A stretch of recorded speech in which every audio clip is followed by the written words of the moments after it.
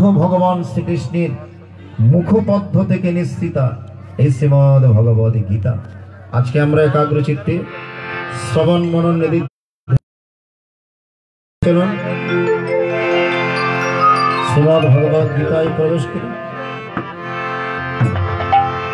হরি বল, হরে কৃষ্ণ। আমি গুরু কৃপা মাথায় নিয়ে গীতা মাকে পেয়েছি,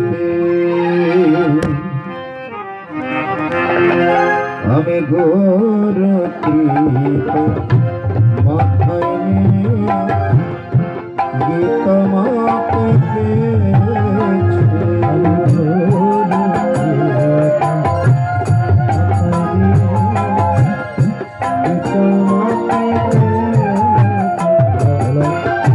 সুখে দুঃখে হাসি মুখে হয়তো বুকে নিয়েছি, আমি সুখে দুঃখে হাসি মুখে হয়তো বুকে নিয়েছি, আমি সুখে দুঃখে হাসি মুখে হয়তো বুকে নিয়েছি, আমি সুখে দুঃখে হাসি মুখে হয়তো বুকে নিয়েছি, আমি গুরু কৃপা মাথায় নিয়ে গীতা মাকে পেয়েছি,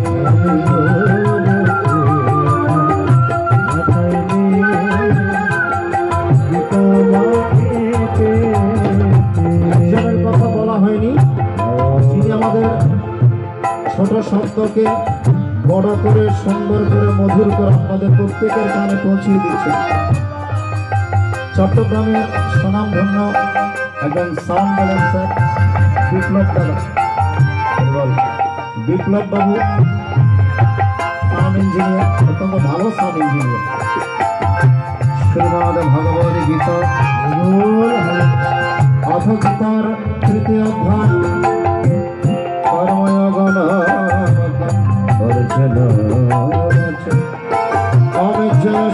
কর্মণস্তি মতা বুদ্ধির জনার্দন তৎকিং কর্মণে ঘোরে মান্যে যশিকেশ অগ্নিমিশ্রেণেব বাক্যেন বুদ্ধিং মহশিবনি তত্ত্বং বদনিষ্ঠিত येन श्रेयो पापः। श्री भगवान वाच आमलोके अस्मिन् द्विविधानिष्ठ पुरा प्रोक्तमय अनघ ज्ञानयोगेन संख्यानं कर्मयोगेन ओम नमः कर्मणं नष्कर्मं पुरुषस्ते नाच सन्नसनदं सिद्धिं समाधिं गच्छति आवनय कश्चित् शरणमति जगत् दुष्कृतकर्मः कार्यते है बस कर्म सर्वपत्ति दीर्घनि अमर कर्मेन्द्रियोनि समीरन् यस्ते वनसस्ते इन्द्रार्थानि विदधत् मिथ्याचर स्वेच्छति आमिष्टेन्द्रियाणि मनसः नियम कर्म कर्जुन कर्मेन्द्रिय कर्मयोगमसः विशेष ओम नियतं कुरु कर्म शरीरत्रापि तदेव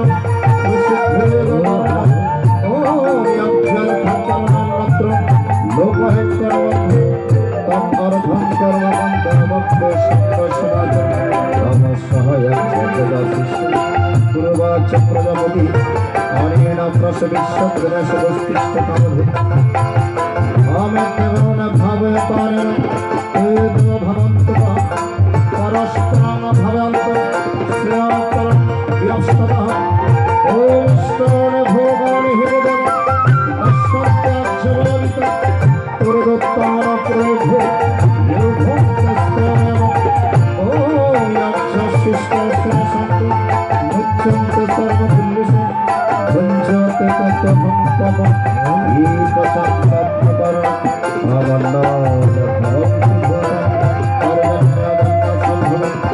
यक्षद भवति पर्जन्य यक्ष कर्म समद्भव परम ब्रह्मद भवं विद्धि ब्रह्माक्षर समद्भव तस्मात् सर्वगतं ब्रह्म नित्यं यक्षे प्रतिष्ठितम्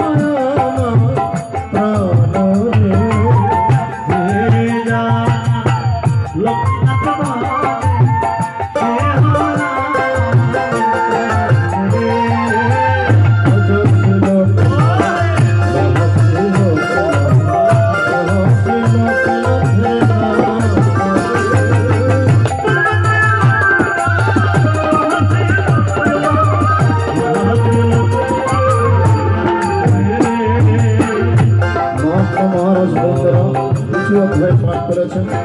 আমি অষ্টম অধ্যায় পাঠ করছি। শ্রীমদ ভগবদ গীতা গীতার অষ্টম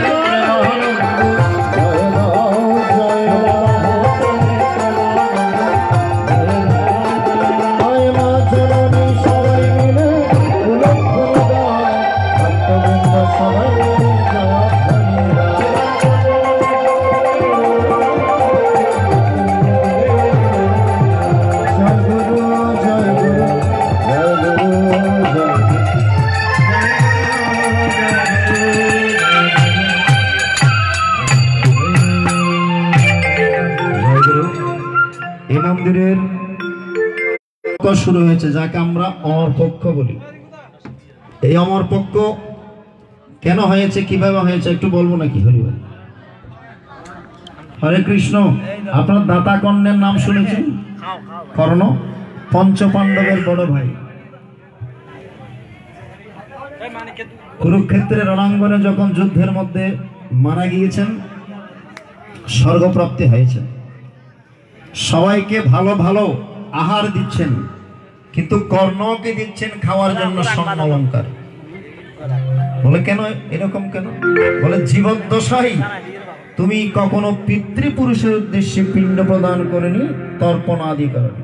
কি করেছো? কি দান করেছো? স্বর্ণলঙ্কার দান করেছো, অর্থ দান করেছো, কিন্তু স্বর্ণ দান করনি পিতৃপুরুষের। বলে আমার দোষ কি? আমি যখন ছিলাম তখন একজন মাতৃ পরিচয়হীন অবহেলিত একজন সন্তান হিসেবে সমাজের মধ্যে ছিল। যেদিন আমি জানতে পেরেছি আমার মা কুন্তী দেবী আমার মা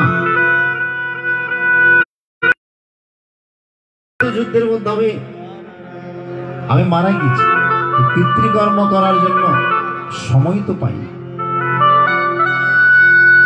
বলে এখন উপায় কি? বলে তোমাকে 15 দিনের জন্য মত্তধামে যেতে হবে।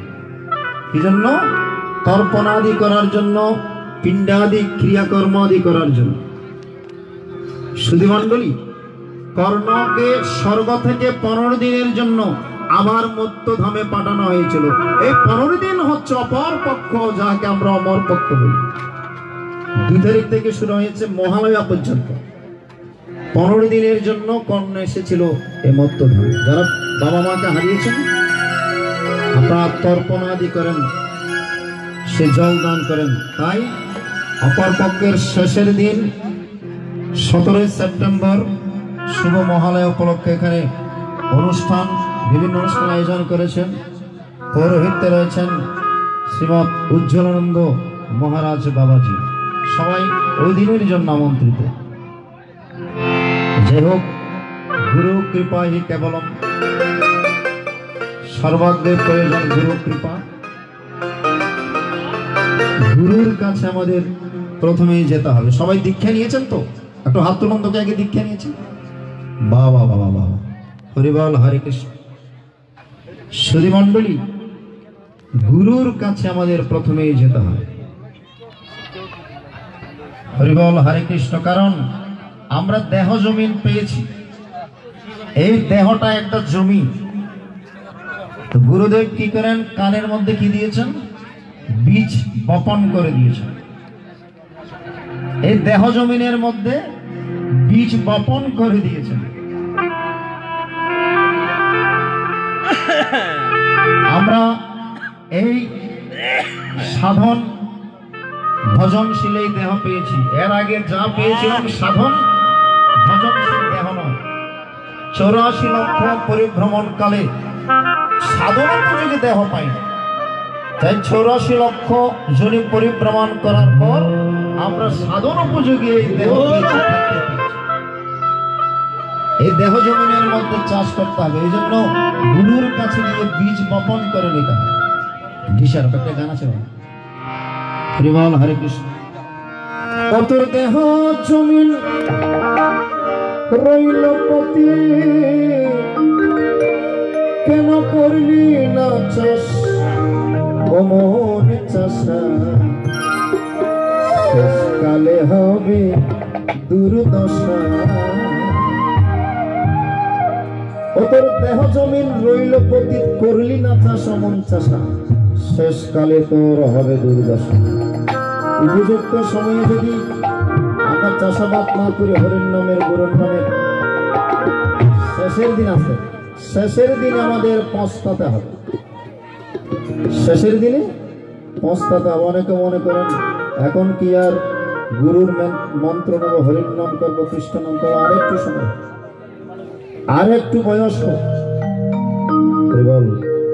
জীবনকাল পেরিয়ে যখন বৃদ্ধকালে যাব, ভগবান নোটিশ পাঠিয়ে দিবেন, কালো চুল সাদা হয়ে যাবে, দন্ত পড়ে যাবে, এমন সুন্দর চেহারা কুৎসিত হয়ে যাবে, নানা রকম রোগ শোক এসে আমাদেরকে আক্রমণ করবে।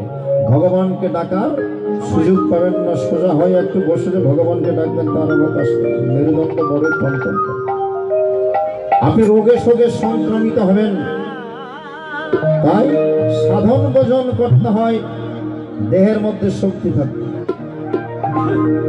Youth is the golden season of life. Swami Vivekananda এক বাবাজি প্রশ্ন করেছেন, বাবা এ কম বয়সে এই পথে কেন? স্বামী বিবেকানন্দ উত্তর দিয়েছিলেন, পথ বহুত লম্বি হয়, इसलिए मैं थोड़ा से पहले शुरू कर दिया। আমি যে পথের যাত্রী ওই পথটা অনেক লম্বা, একটু আগে থেকে স্টার্ট করতে হয়, আগে থেকে শুরু করতে হয়, না হলে নির্ধারিত সময়ে নির্ধারিত স্থানে আমি পৌঁছতে পারবো। আজকে উজ্জ্বল বাবাজি, এই যে বলছি সাধনার উজ্জ্বল নক্ষত্র, উনি সন্ন্যাস ধর্ম গ্রহণ করেছেন। কিছুদিন লকডাউনের আগে ওনার জন্মস্থান অনুষ্ঠান করেছে। সন্ন্যাস জীবন নৈষ্ঠিক ব্রহ্মচারীতে রূপান্তরিত হয়েছিলেন, আমরা অনুষ্ঠান করেছি। আজকে এত সুন্দর এখানে একটা মন্দির স্থাপন করেছেন গুরু কৃপা, বাবা লোকনাথের কৃপায় এখানে একটা সুন্দর মন্দির স্থাপন করেছে।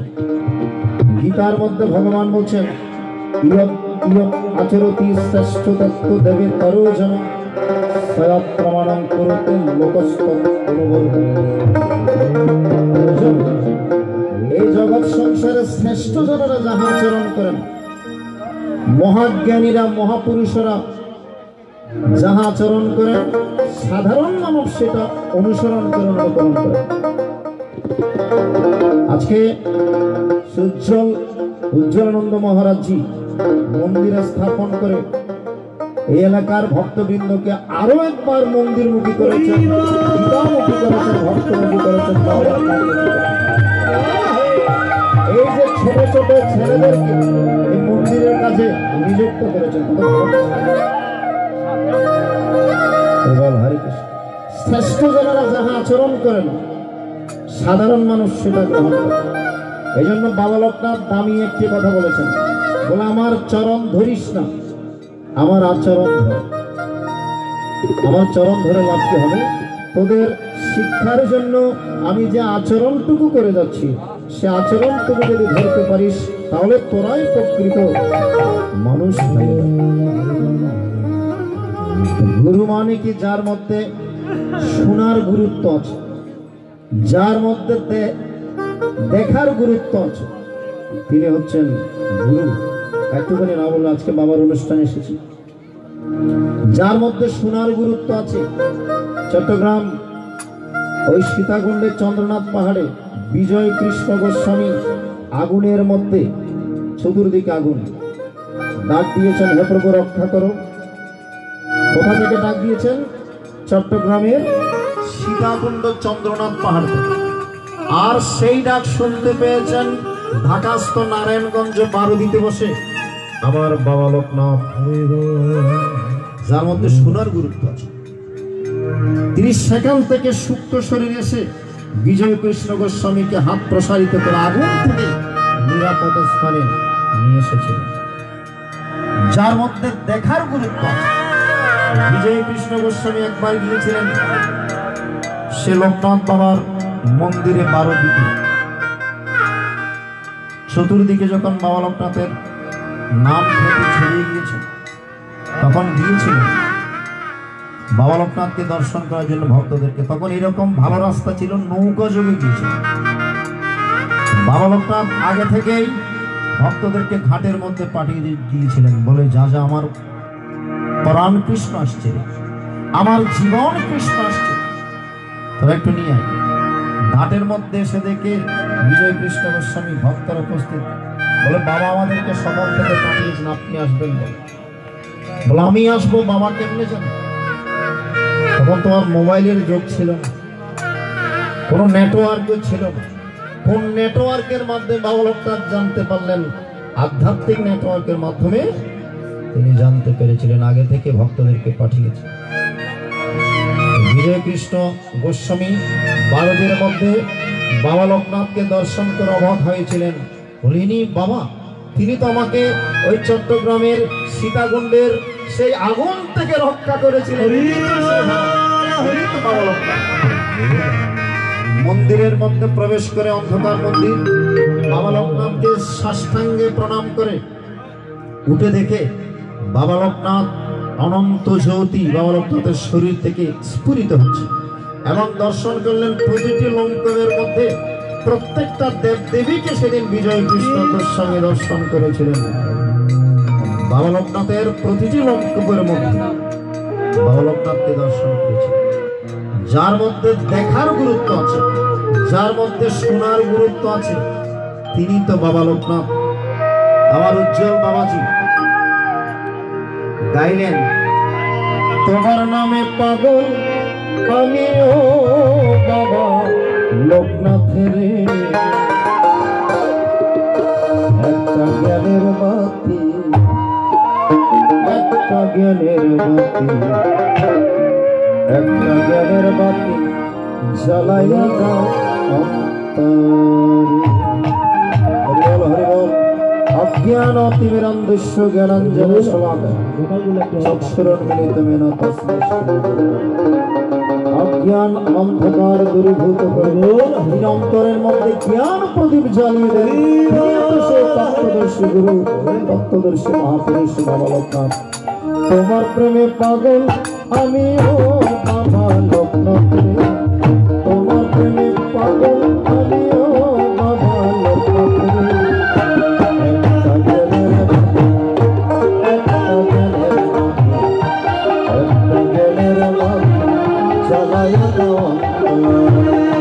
জয় জয় বাবা লোকনাথ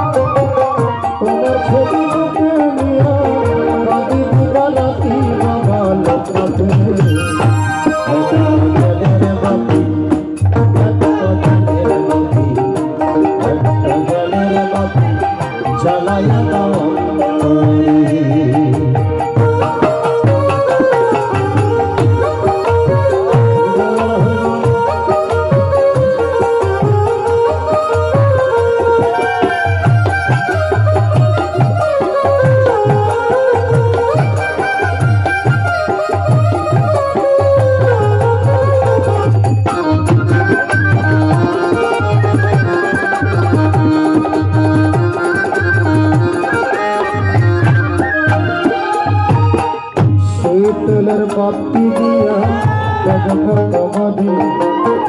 তোমায় দেখে ছুড়াই প্রাণ বাবা লোকনাথ।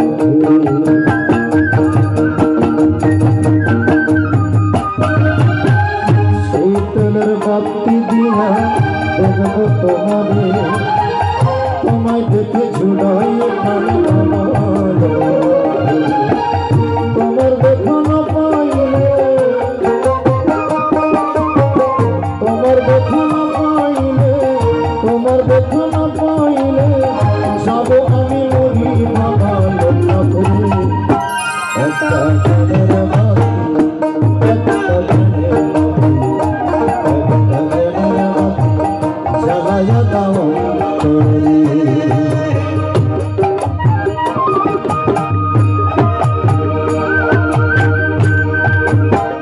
জয় বাবা লোকনাথ।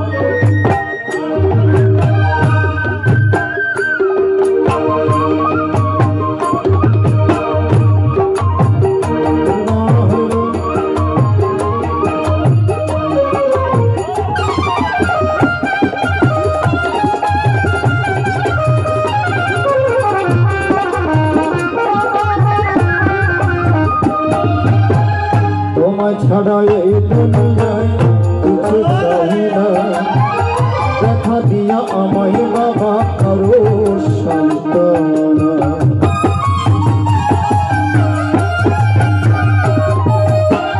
তোমায় ছাড়া এই দুনিয়া কিছু চাই না, দেখা দিয়ে আমায় বাবা করো শান্ত।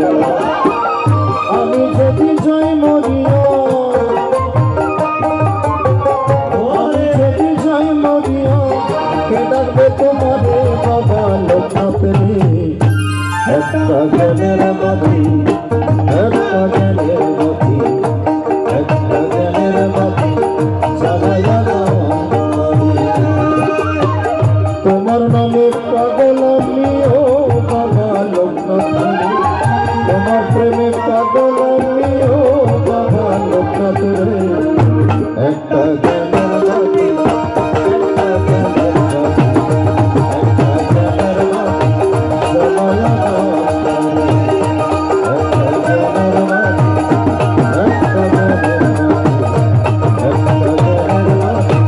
জ্বালাইয়া দাও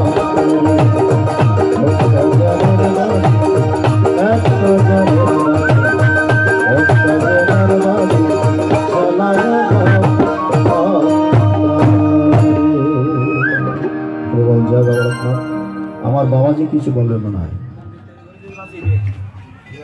হ্যাঁ, ও আচ্ছা আচ্ছা আচ্ছা, মন্দির কারিগর নাকি উনি দেখতে পাচ্ছেন, এটা সৌভাগ্যের ব্যাপার, পূর্বজন্মের স্বীকৃতি, একটা বাবার মন্দির তৈরি করা। হরিবল হ্যালো, সবচেয়ে যাদের বেশি পাওয়া সবকিছু তাদের আসলে এখানে কোনো কাউকে বলবো না বা বলতে হবে না এমন কেউ নেই। যে লকডাউনের মধ্যে একটু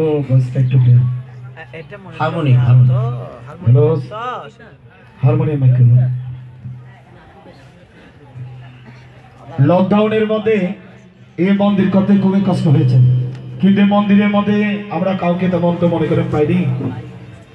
কারিগর খোঁজার জন্য এই যে মন্দিরটা করতে হবে এত কষ্ট করে, কোন ভক্ত দিয়ে করাবো? কারণ যিনি করবেন ওনাকে প্রথম একটা শর্ত মানতে হবে, এখানে কোনো আমিষ খাবার খেতে পারবে না, কোনো সাইড দোকানে চা খেতে পারবে না, এমন কোনো কারিগর আমরা পাইতেছি না। পরিশেষে বাবা লোকনাথের কৃপা হয়েছে, ভবিষ্যতের মাধ্যমে আমরা একটা কারিগর পেয়েছি, যারা 3 ব্যক্তি, একজন মুসলমান ব্যক্তি খুব ভালো একজন লোক, আর 2 জন ওনারা আমাদের সনাতনী লোক। এরা 3 জন 1 মাস 15 দিন নিরামিষকে একাদশী থেকে সমস্ত ব্রতগুলো পালন করে আমার বাবাকে ভোগ লাগিয়ে ওনাদের নিজে হস্তে এই মন্দির তৈরি করেছেন। একটু মায়েরা মঙ্গল উদ্বোধন দেবেন।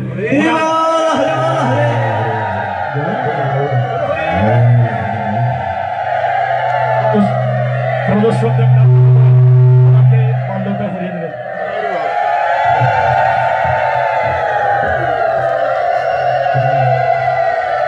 শুনেছ, ওনার আরো সবচেয়ে একটা বরদান হচ্ছে, এখনো কিন্তু মন্দিরের কিন্তু কারিগরের বেতন পর্যন্ত বাকি। আমি বলবো না আপনাদের কি দিতে হবে, কি করতে হবে, এগুলো আপনাদের সকলের প্রয়োজন। আমি মনে করি এই মন্দিরে কি করতে হবে এগুলো আমার কোনো চিন্তা করার তেমন দরকার নেই। উনি কিন্তু এখনো মন্দিরে প্রায় 26,000 টাকা ওনার কাছে বাকি। তো ওনাকে জিজ্ঞাসা করলাম, মন্দির তো উৎসর্গ করতে পারবো না যেহেতু এখনো টাকা বাকি রয়ে গেছে। উনি বলছেন, আমি স্বচ্ছন্দে বলছি আমার কোনো দাবি নেই। তো আমি বলছি না, দাবি থাকলে না থাকলে হবে না, দাবিও থাকতে হবে, যেহেতু আপনি কারিগর এত কষ্ট করেছে আপনার বেতনগুলো দেবো। ওনাকে 5,000 2,000 টাকা করে দিচ্ছি। কোনোদিন বলেন নাই যে বাবা যে আমি আর কাজ করতে পারবো না, বাকি তো বাকি কিছু কাজ আরো বাকি আছে, নাট মন্দির করা। তো দেখি ওনার হস্তে মন্দির হবে বলে আমরা চিন্তা করি। একটা কারিগরের সব কাজ করেছে এবং 2 দিন লেগেছে শুধু উপরের বাবার যে চালটা শুধু তৈরি করার জন্য। এবং সবচেয়ে একটা আশ্চর্যজনক বিষয় হচ্ছে, বাবার উনি দর্শন পেয়েছেন এই মন্দিরে এসে, যে মন্দিরটা শুধু একটু ভুল করার কারণে